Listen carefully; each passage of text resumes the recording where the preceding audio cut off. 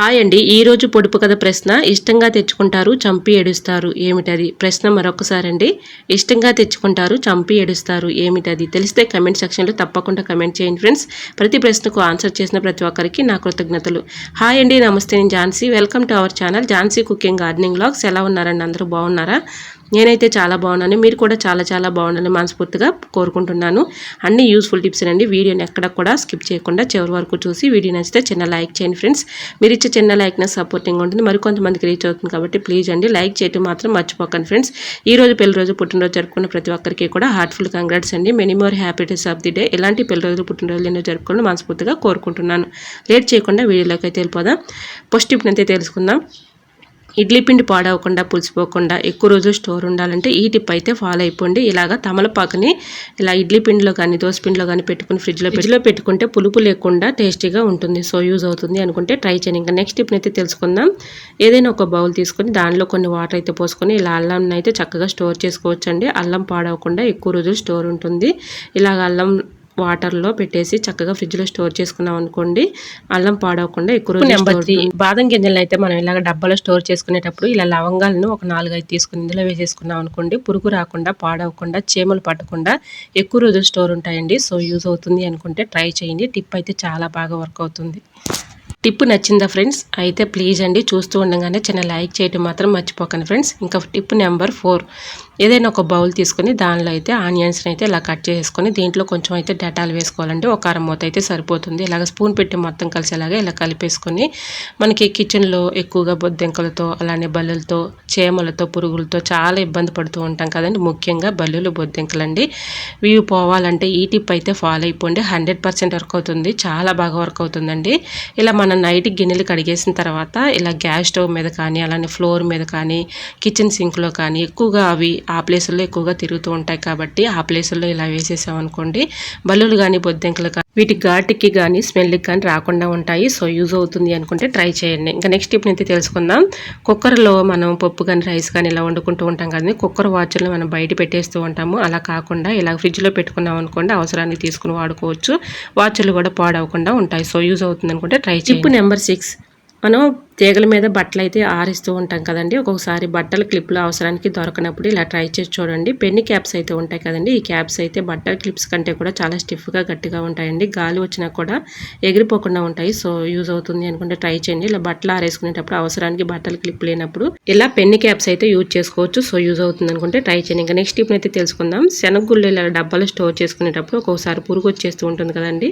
అలా పురుగు రాకుండా ఉండాలంటే ఇలాగ ఎల్లుల్లిపాయి కాడ అయితే ఉంటుంది కదండి, దాన్ని లోపల ఇలా పెట్టేసి ఇలాగ ప్యాకెట్ని అయితే హోల్డ్ చేసేసి ఇలా కొంచెం పెన్ క్యాప్ని పెట్టేసుకున్నాం అనుకోండి, మనకి పురుగు రాకుండా ఎక్కువ రోజు స్టోర్ ఉంటుంది. డబ్బాల్లో పోసుకున్నా మనం ఇలా అయినా పెట్టుకోవచ్చు. సో యూజ్ అవుతుంది అనుకుంటే ట్రై. టిప్ నెంబర్ 8, నెక్స్ట్ టిప్ని తెలుసుకునే ముందు చిన్న రిక్వెస్ట్ అండి. మన ఛానల్ ఎవరైనా ఫస్ట్ టైం చూస్తున్నట్లయితే ప్లీజ్ అండి ప్రీవియస్ వీడియో చూసి మీకు నచ్చినట్లయితే ప్లీజ్ అండి తప్పకుండా ఛానల్ని సబ్స్క్రైబ్ చేసుకుని వీడియో నచ్చితే లైక్ చేయడం మాత్రం మర్చిపోకండి ఫ్రెండ్స్. బాగా పండిన అరటికాయని ఒక అరటికాయని తీసుకొని ఇలాగా చాకుతో చిన్న ముక్కలుగా కట్ చేసుకొని ఏదైనా ఒక బౌల్లో వేసుకోవాలి. ఇలా వేసుకున్న ఈ అరటికాయ ముక్కల్లో కొంచెం అయితే పసుపు అయితే యాడ్ చేసుకోవాలండి. ఒక 1/2 టీ స్పూన్ పసుపు అయితే వేసేసుకొని కాచిన పాలు అయితే ఉంటాయి కదండి, ఆ పాలను అయితే కొంచెం తీసుకొని ఇలాగ పాలు దీనిలో పోసుకుంటూ మెత్తగా ఇలా గుజ్జలాగా తయారు చేసుకోవాలండి. ఈ మిశ్రమం చాలా బాగా యూజ్ అవుతుంది. మనకి ఫేస్ పైన ఒక్కోసారి మొటిమలు అయితే వస్తూ ఉంటాయి కదండి. మొటిమలు వచ్చినప్పుడు ఒక్కొక్కసారి మనం ఆ పొక్కులను అయితే గిల్లుతూ ఉంటాం కదండి. అలా ఉన్నప్పుడు బ్లడ్ కానీ చీము కానీ కారుతూ ఉంటుంది కదండి. అలా ఉన్నప్పుడు ఈ పేస్ట్ చాలా బాగా యూజ్ అవుతుందండి. ఇలా ఫేస్కి మనం చక్కగా ఇలా ప్లేస్ పై ఉన్నటువంటి మొటిమలు కానీ అలానే మచ్చలు కానీ ఈజీగా పోతాయండి. సో యూజ్ అవుతుంది అనుకుంటే ట్రై చేయండి. టిప్ అయితే చాలా బాగా వర్క్ అవుతుంది. నిజంగా చెప్తున్నానండి, ఇలా ట్రై చేసి చూడండి. టిప్ అయితే చాలా యూస్ఫుల్గా ఉంటుంది. ఇలాగ అరటికాయ అలానే కొంచెం పసుపు పాలు ఈ 3 కలిపిన మిశ్రమం కదండి, చాలా బాగా వర్క్ అవుతుంది. చాలా బాగా రిజల్ట్ అనేది కూడా ఉంటుంది. సో యూజ్ అవుతుంది అనుకుంటే ట్రై చేయండి. మొటిమలతో ఎక్కువగా బాధపడుతూ ఉంటారు కదండి, అలాంటి వాళ్ళకి ఈ టిప్ అయితే చాలా బాగా వర్క్ అవుతుంది. 100% వర్క్ అవుతుందండి. ఇలా పెట్టేసి ఫేస్కి ఇలా అప్లై చేసి రఫ్ చేసి రుద్దామనుకోండి, ఒక 10 నిమిషాల పాటు అలా ఉంచేసుకొని మనం ఫేస్ క్లీనింగ్ చేసుకుంటే చక్కగా మొటిమలు కానీ మచ్చలు కానీ పోతాయి. సో యూజ్ అవుతుంది అనుకుంటే ట్రై చేయండి. నెంబర్ 9, నెయిల్ పాలిష్లు పాడవకుండా ఉండాలంటే గడ్డ కట్టకుండా ఉండాలంటే ఇలా ఫ్రిడ్జ్లో స్టోర్ చేసుకుంటే గడ్డ కట్టకుండా పాడవకుండా ఉంటాయి. నెక్స్ట్ టిప్ అయితే తెలుసుకుందాం. దోసకాయలు ఒక్కోసారి మనం ఫ్రిడ్జ్లో పెట్టుకున్నా కూడా ఒక్కోసారి పాడైపోతూ కుళ్ళిపోతూ ఉంటాయి కదండి. ఇలా దోసకాయని పేపర్ రోల్ చేసేసి ఫ్రిడ్జ్లో పెట్టుకుంటే ఎక్కువ రోజు స్టోర్. నెంబర్ 11 ఏదైనా ఒక బౌల్ తీసుకొని దానిలో అయితే బేకింగ్ పౌడర్ ఒక స్పూన్ వేసుకుని ఒక 1/2 టీ స్పూన్ పసుపు వేసుకోవాలి. మన ఫేస్ పౌడర్ అండి, ఏ ఫేస్ పౌడర్ అయినా కూడా మనం యూజ్ చేసుకునే ఫేస్ పౌడర్ కొంచెం వేసేసుకొని ఈ 3 కూడా బాగా కలుపుకోవాలి. ఇలా కలుపుకున్న ఈ మిశ్రమం చాలా బాగా వర్క్ అవుతుందండి.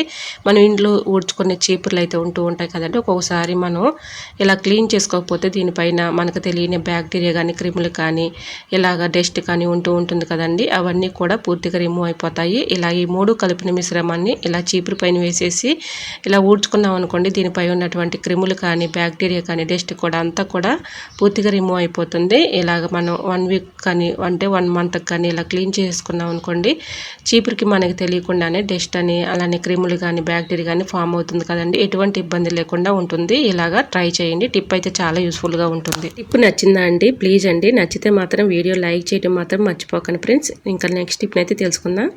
టిప్ నెంబర్ 12 ఏదైనా ఒక గాజు గ్లాస్ తీసుకొని ఇందులో అయితే ఒక అరబద్ద నిమ్మబద్దం తీసుకొని ఇలా రసం అయితే తీసుకోవాలండి.